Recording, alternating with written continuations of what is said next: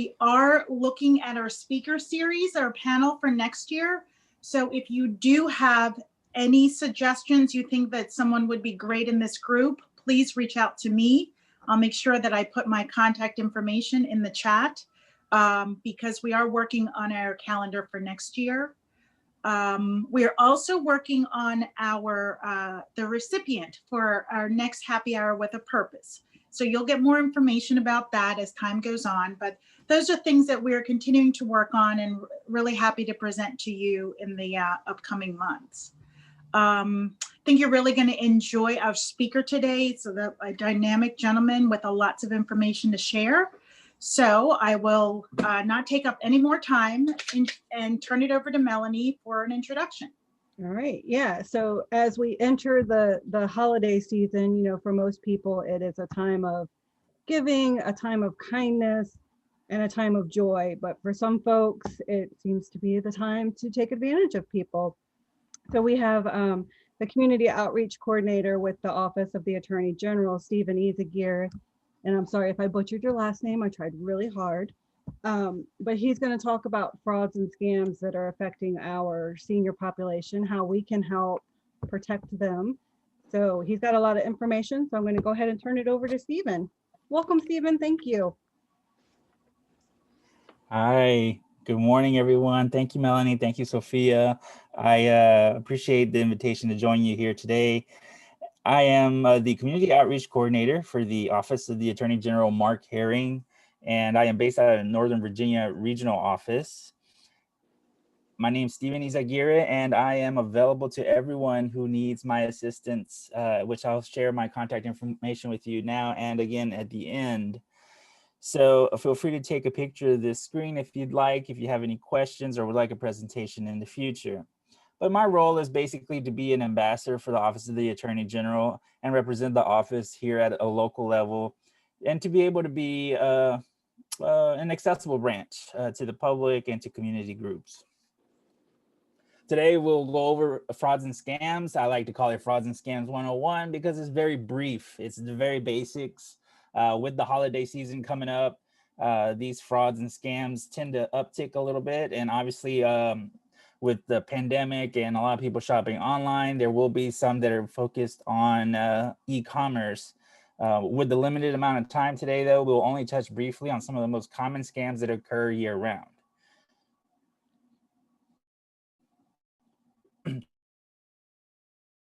Today, over a few points.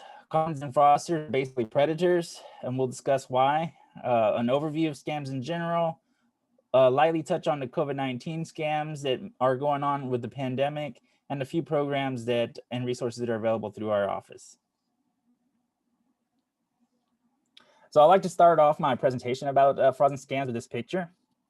I think surviving in the world today, and especially online, life is very much like this picture. And if you can tell, what we have on the surface here is a few folks enjoying the water, and it's obviously very pretty water wherever they're at. They're having a good time on their boards, paddling or surfing. But the question is, do they realize the danger that lurks underneath the surface? Are they aware really fully of their surroundings? So spending time online and interacting with strangers that may come door to door is very much like this scenario. We need to have a full understanding of what's going on to be able to accurately judge if this is a safe situation or if this is a legitimate situation to conduct business in. Like the shark that's in the picture, these scammers are predators. They're out there and have no regard for one's feelings, for one's well-being. Their main goal is to get your money or the money of your customers if you work with our older adults. They are hoping that they are able to swindle you, trick you, and do it as quickly and as efficiently as possible. Older adults tend to be targeted, unfortunately. And the question is why? Why is it that older adults are targeted more so than the average American? And there's a few reasons for that. In general, they are hoping that you don't file a report. Statistics show that only 1 out of every 25 scams are reported. However, we believe that ratio is a little bit more higher. They do feel that generally the victim will feel a sense of embarrassment and have a fear of telling family members, especially if they are older adults. Older adults tend to have maybe a fear that if they get caught up in a scam like this and realize that by sharing that information with family and friends, that perhaps the family would look at them as incapable of making decisions. And so if that's the case, they may be hesitant on sharing what happened with family and friends. Politeness and respect, older adults tend to come from a generation where politeness and respect was very, very important. There was a lot of regard for authority, especially. So when the policeman gave you a direction, there was really no question about it.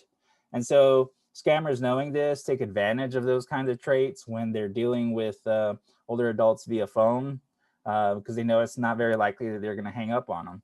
They also know that if they are impersonating an authority, such as a law enforcement agency, that the older adult will likely take their word and not question what's being communicated to them via that phone call or that email address. So they are taking advantage of these traits to scam older adults.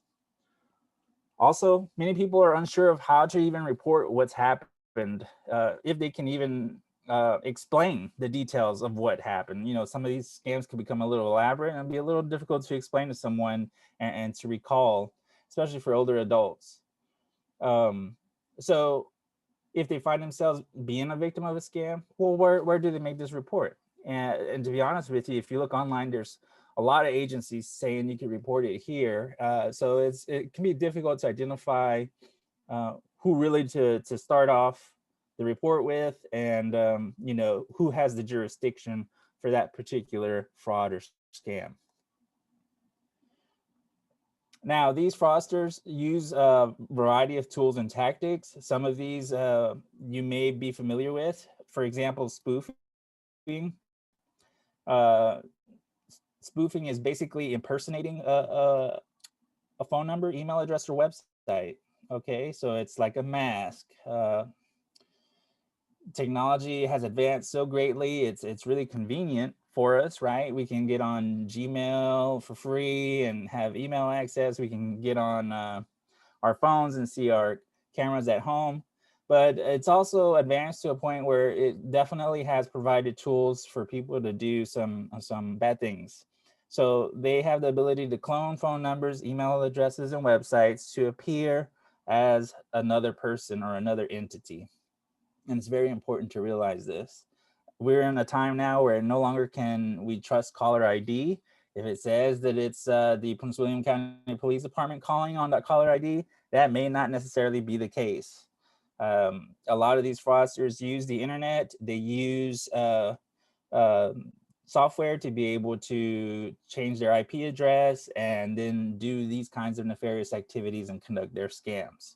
IP addresses are what law enforcement uses as a digital address to be able to locate someone physically whenever they're investigating a cybercrime. And so there's software out there that allows some of these wrongdoers to change their IP address and make it more difficult to be located.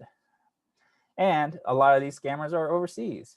So that makes it even more difficult as far as being within the reach of justice.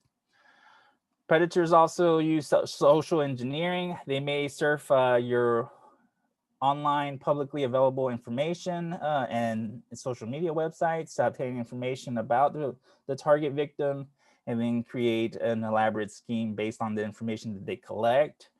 They may use romance and catfishing, online dating, to be able to achieve their goals of earning an income by swindling someone of their money.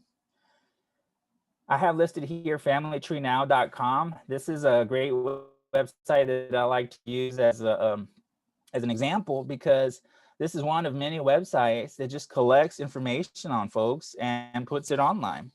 So if you go to familytreenow.com, and I will warn you that they do have a lot of ads. So just if you do visit the website, before you click on something, make sure you're not clicking on an ad.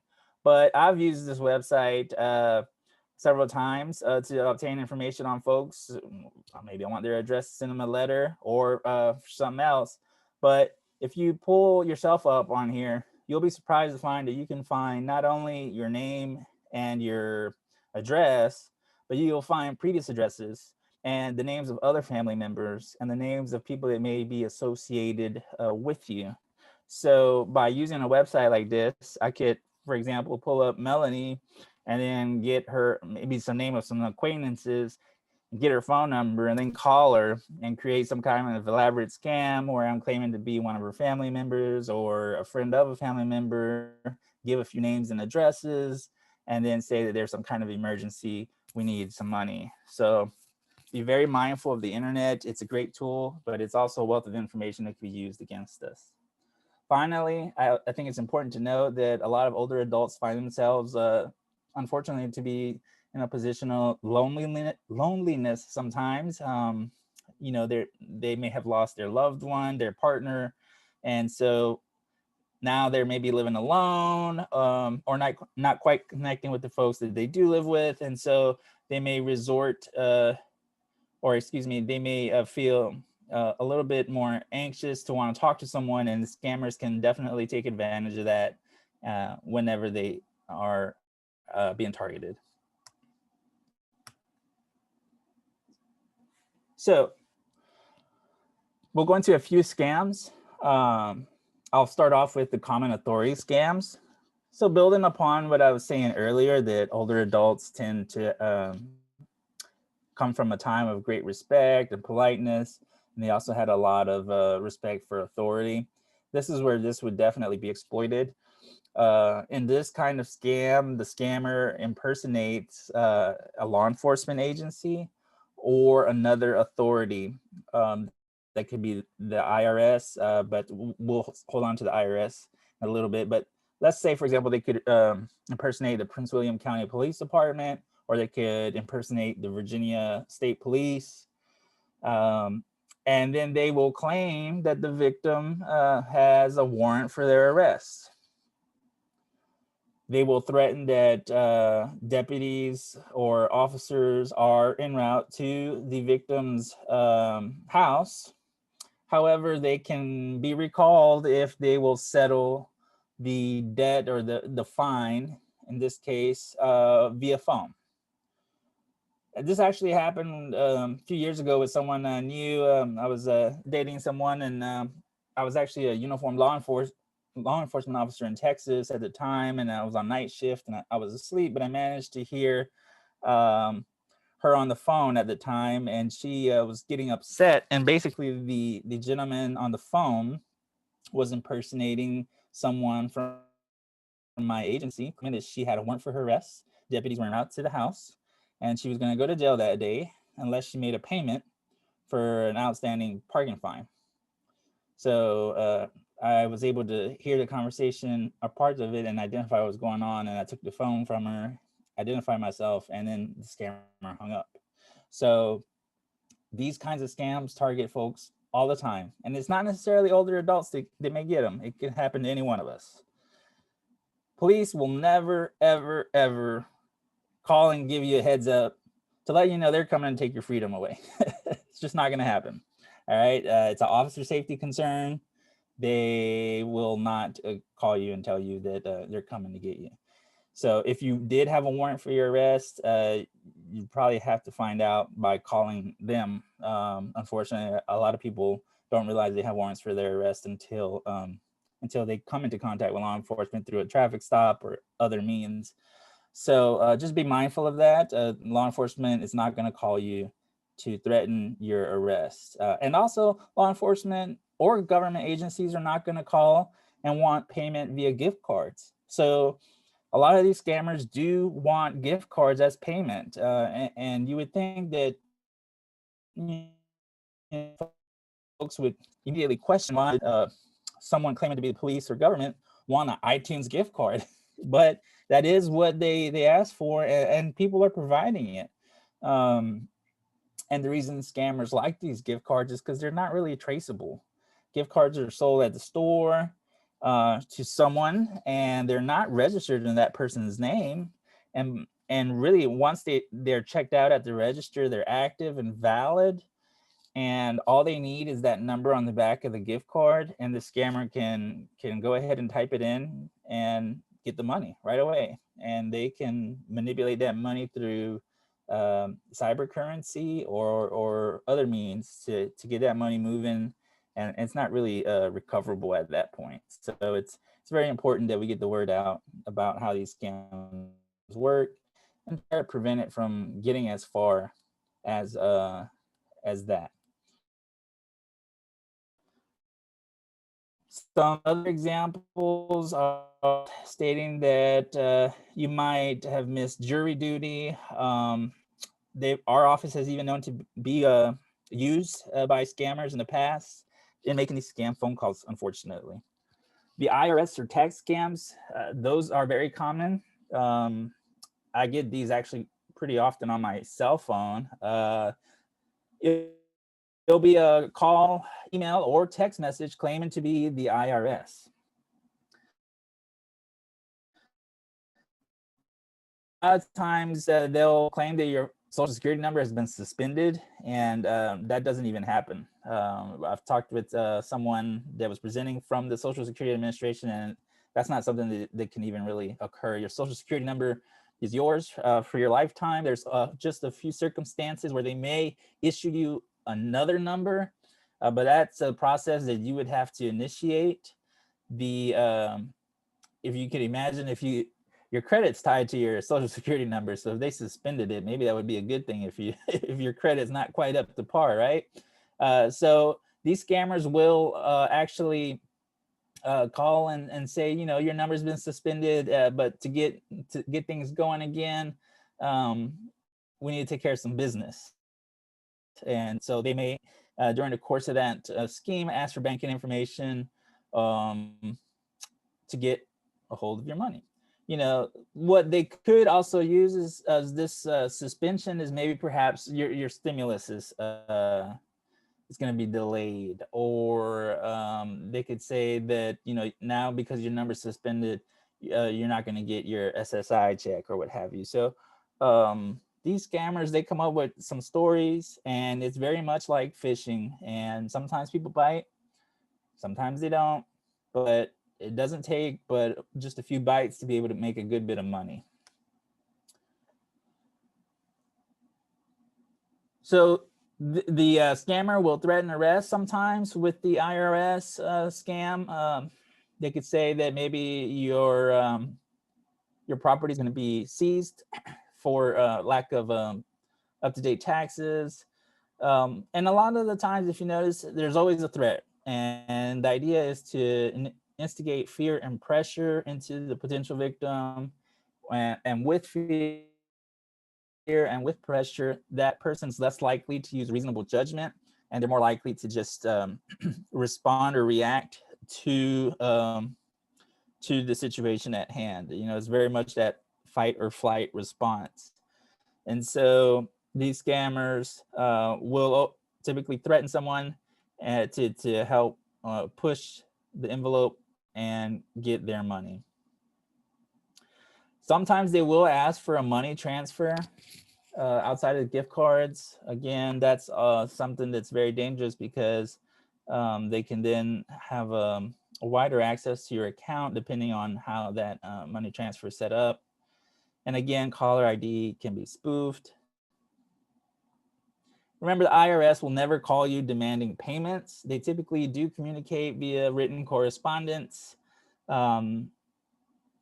If you were to talk to the IRS by phone, it's usually you calling them, not them calling you.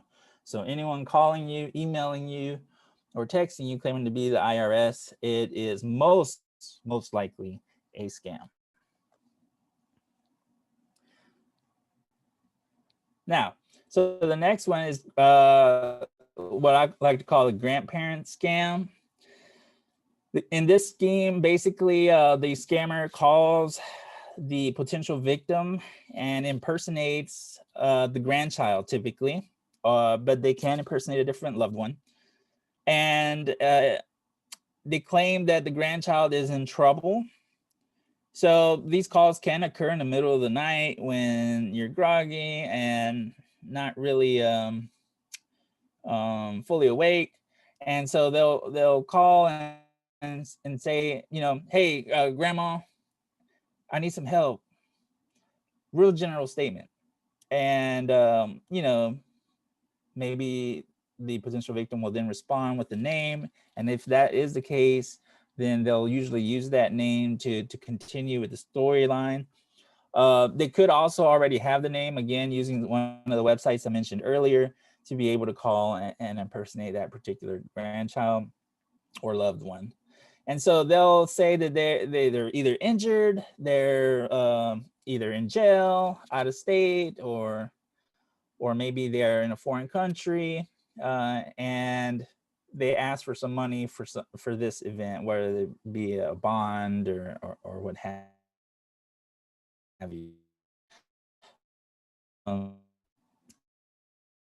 Use additional scare tactics. They could say, you know, that they're actually foreign attorneys and that the grandchild is in custody and, you know, not able to speak on the phone. They're trying to help them. They're even known to add some theatrics in the background. So if the story, for example, is that the grandchild's injured, and they in the back pain, it just adds on to the pressure for them. And it's highly likely once you put these kinds of details in play that they'll respond with some kind of monetary transfer.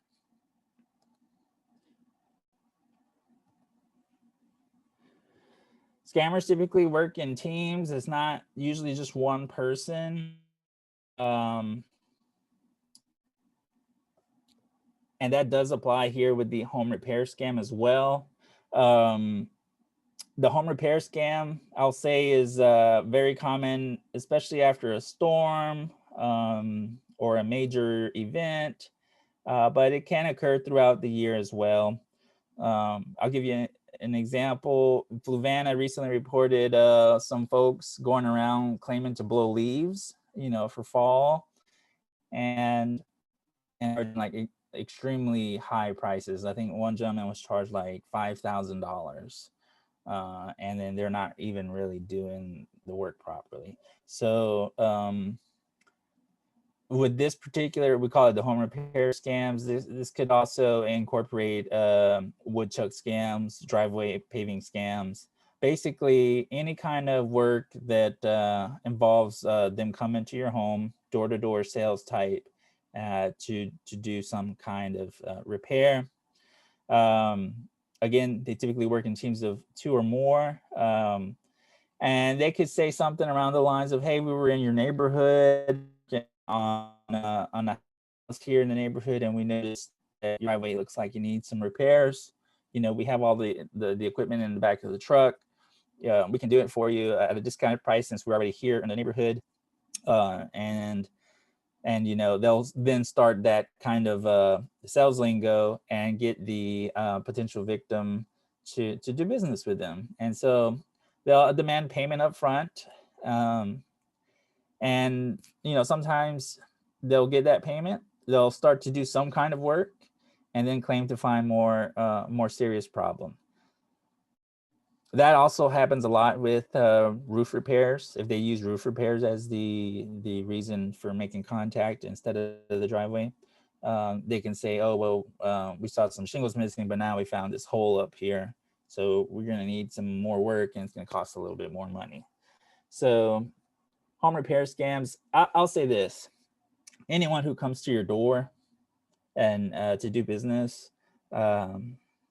first off, I wouldn't recommend opening the door at all. I think, unfortunately, we're at a time now where we really probably shouldn't do that. But if you do decide to open the door and hear their sales pitch, I would encourage everyone to not make a decision at the door. tell them, get their information and tell them you'll reach out to them. If it's legitimate, they should not be upset about having to wait a day or a few days to get a response from you. And you can use that time to do some research. The Department of Professional and Occupational Regulation, DPOR, has a website where you can check someone's credentials to see if they are in fact qualified to do the work that they're asking to do. And you could also use that resources like the DPOR to see if there's any complaints or if their license is suspended.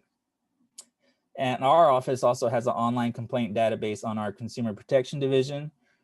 So if you decide to do business with someone that's coming to knock at your door, I would use resources such as that to be able to verify that they are worth doing business with. I would encourage you, however, to try to see if you can find folks in the neighborhood or in town that have done business with someone or with this particular vendor that's asking you to do business. Now, finally, what I will say about home repair scams is there are a few schemes where when they're at the door, the other person may come around back and then burglarize the home if the victim is distracted enough in the front or outside of the home with one of the scammers. So it's been known to happen. So be mindful of that.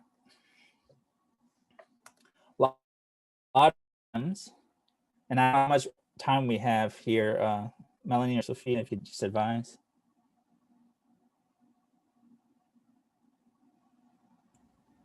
I'll move forward and just let me know if we're out of time. Okay. So lottery scams, go ahead. It's okay. I think we got a couple minutes. So, okay. Yeah. Okay. So lottery scams, basically, if you didn't buy a ticket, chances are you didn't win anything and it's a scam calling you, okay? Never pay any money to collect winnings. These scammers will call and claim that you've won a lottery and say, but you gotta pay a registration fee or some other kind of fee, or you gotta pay the taxes before we can send you the money. Remember, it is against federal law to play any kind of foreign lottery. So these scammers, they'll claim that you won a lottery in a different country. Obviously, that wouldn't make any sense, especially if you've never even visited the country. Never wire money to someone you don't know. Don't provide any personal information to folks you don't know via phone. They already have enough information online that we don't want to add the final puzzle piece to be able to, for them to be able to do harm to us. Online dating and sweetheart scams, also a big deal. There's a good show on Showtime called Love Fraud. I like it. It's a very short series. Basically, scammers have very, very different tactics. And that particular show,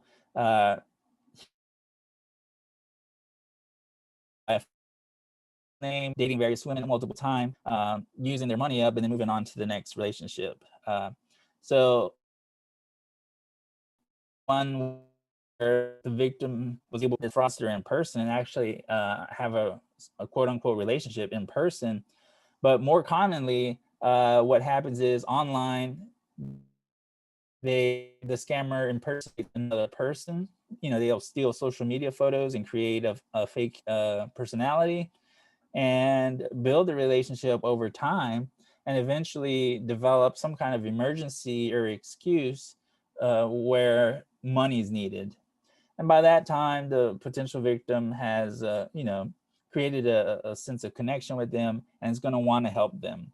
And so anyone that you hear that is dating someone online and then maybe they're in another country or they're serving in the military in Afghanistan or another place, but maybe they need money suddenly for a medical concern or for a trip, I would encourage you to talk to that friend a little bit more carefully about that relationship, because that is a known technique with online dating and scams. Now, we are out of time. There are multiple other scams. I will just click through here a little bit. Healthcare scams is very common. There's no reason to give out any insurance number, any Medicaid, Medicare numbers over the phone. If you qualify for something for free, they should already have that information if it's legitimate.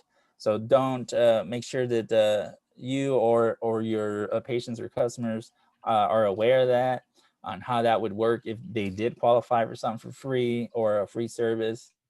A lot of phone calls going out right now about that. The list goes on. On the screen is a few examples. As we go into the holiday season again, online with your shopping. Also be mindful of COVID-19 scams. So I kind of jumped ahead on the holiday scams, but COVID-19 scams, price gouging is a big deal. If you see a crazy price for, let's say, hand sanitizer, please make a report to our office about it. We do investigate price gouging. There's no current publicly available vaccine. I know there's talks in the news right now. However, there's nothing on the market that any one of us can just go buy at this time. And so be on the lookout for that in the coming weeks, that there may be some calls, emails, or texts claiming, hey, come buy this vaccine, it's available now. People obviously are tired of being locked up in their homes. They're tired of being away from family and friends. And now that there's a bug in the ear about a vaccine, it could be very easy to convince someone that they're on the market suddenly and they're going to want to get their hands on it. So be mindful of that. Be mindful of counterfeit vaccines or counterfeit treatments, counterfeit home test kits. It's all going to be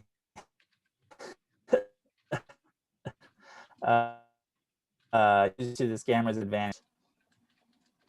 And that's my contact information. Again, it's a lot of information to cover, especially for 20 minutes. This is just a really quick run through. If you want more information, feel free to give me a call or email me. Again, our website, ag.virginia.gov. The Federal Trade Commission also is a really great website and thank you very much for having me. Any questions? Yeah, actually, Stephen, Barbara Stolman has a really good question. Is it true that the tree companies have one of the highest fraud rates of all trades, and that most do not have help and most doesn't help that the employees are not insured?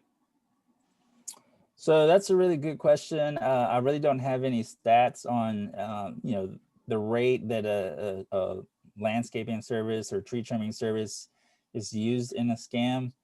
I will say that whenever the conversation of door-to-door scams comes up, it seems like often it's tree trimming or driveway paving or roof repairs. Does that mean that it's, businesses in those fields are necessarily scams? No. I would use, again, that the Department of Professional and Occupational Responsibility to check the license of that company. And so you could get to their website. I believe it's dpor.virginia.gov, and then research that company there before you decide to do business with them. Yeah, and Stephen, one of the things that always concerns me about the door-to-door companies is the company may be legitimate and they're just out there in the community, working on a neighbor's yard. But if one of their employees sort of sees that, oh, there's this isolated and alone elder that lives in this house, it's a great opportunity for fraudsters to sort of case a community. Yeah, and that could happen for not necessarily, or let me backtrack. Let's just say anyone with those kinds of intentions can use a position of employment like that for any kind of crime outside Yeah, it could be Domino's Pizza. of scams. Yeah, you know, they could use that to maybe plan package thefts, to plan home burglaries, to plan vehicle burglaries, you know, a variety of things. So yeah, definitely, it's good to be aware. Um, I would say on the note that if someone is representing a certain business, this is another good reason to check before you agree to do business, is to contact the main office and verify that that person is in fact an employee, right? So because anyone can get a hold of business cards, they could be maybe an ex-employee or an employee gone rogue. So we do want to verify with the main office that that person that came to your door is in fact an employee and properly representing the company. Great. All right. So, Stephen, do you find this time of year that there's a lot more folks calling and reporting things, or do you think it's just like they brush it off and say, well, it won't affect me in any way, and I don't know who I would report it to. It's not like I can go to the police. Yeah. So, and in fact, that let me go back here.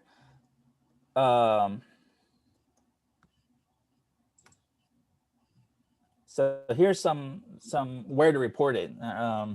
I would say that typically around the holidays, yes, there's an increase in rate in which scams and frauds are being committed.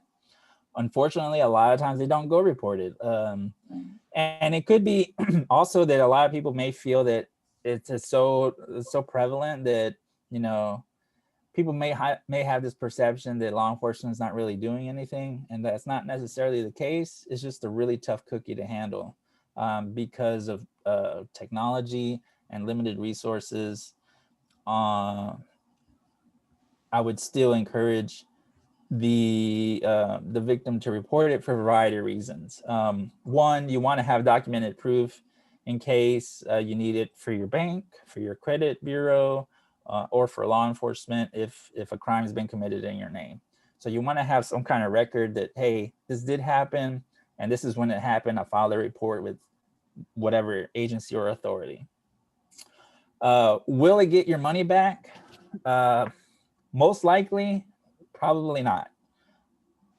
Can it happen though? That yes, there's been instances where money has been recovered.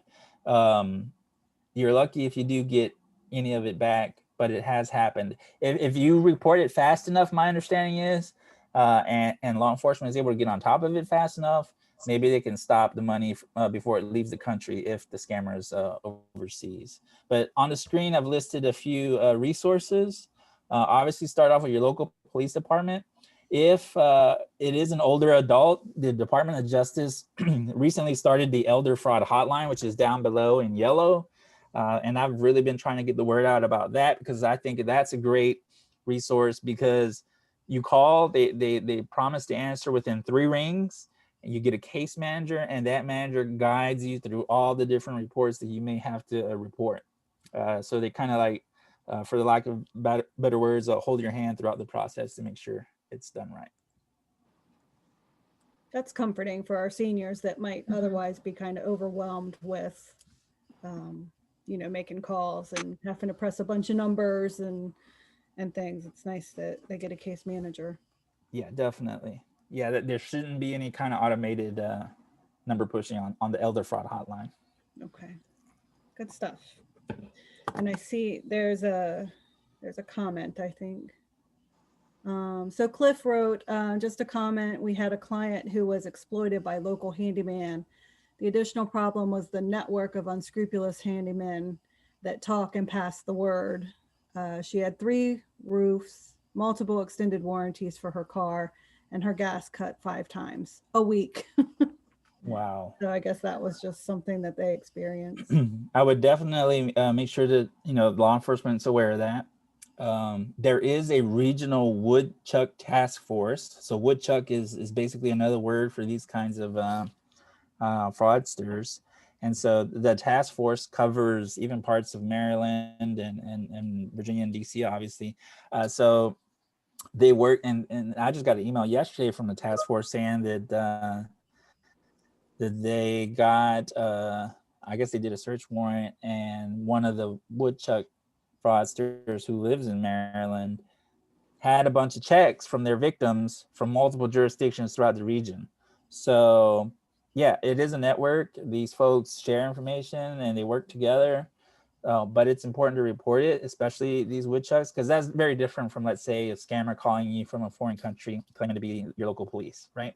Scammers in foreign countries are a lot harder to get to, but these woodchucks are local folks.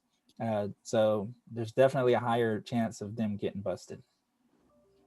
And Christy asked, what is the age for the elder fraud hotline?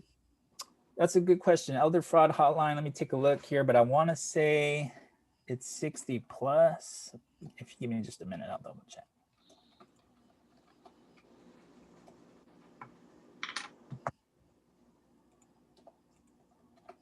And I would call regardless. If you don't qualify for their service, I do believe they at least connect you with the appropriate resource.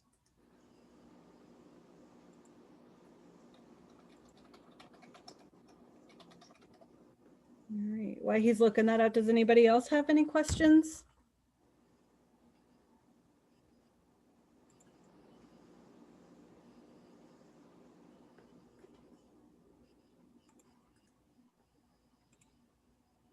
Okay.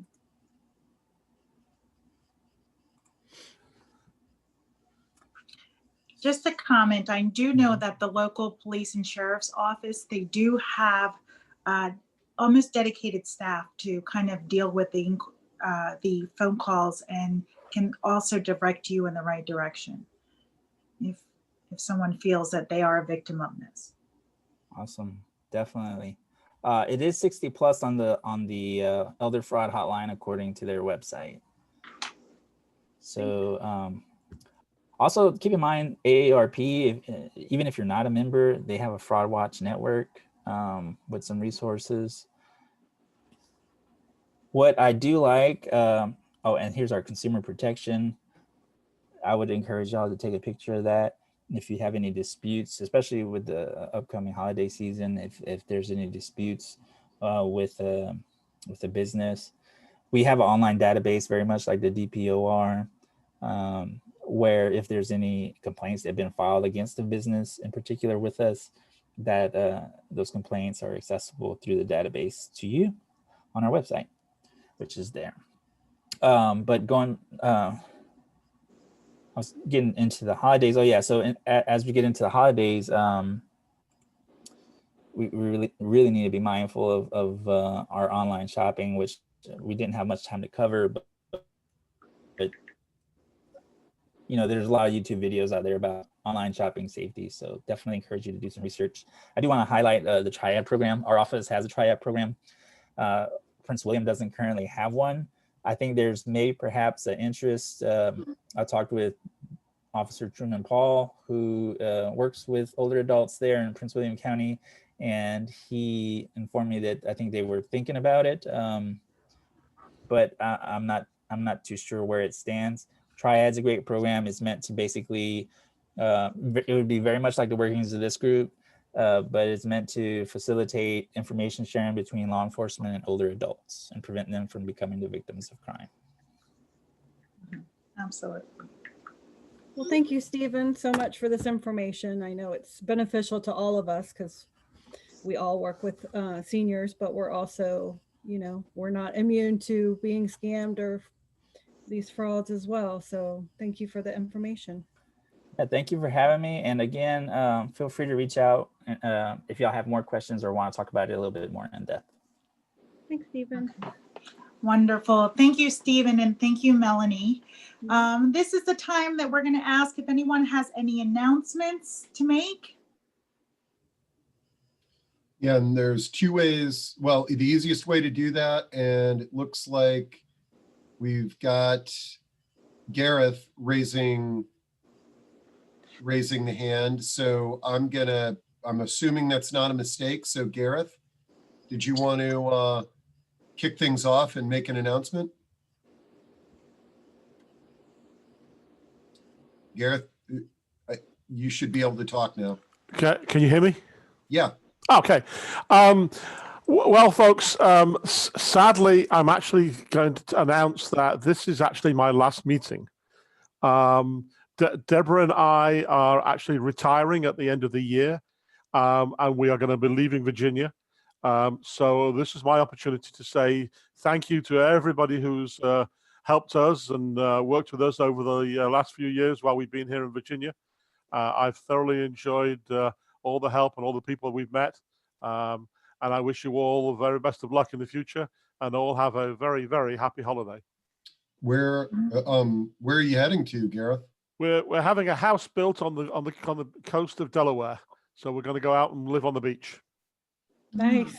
Congratulations, and thank you for all you've done for the community. Thank you very much. And I don't have I can't tell you who's succeeding me. We're still doing a search for that.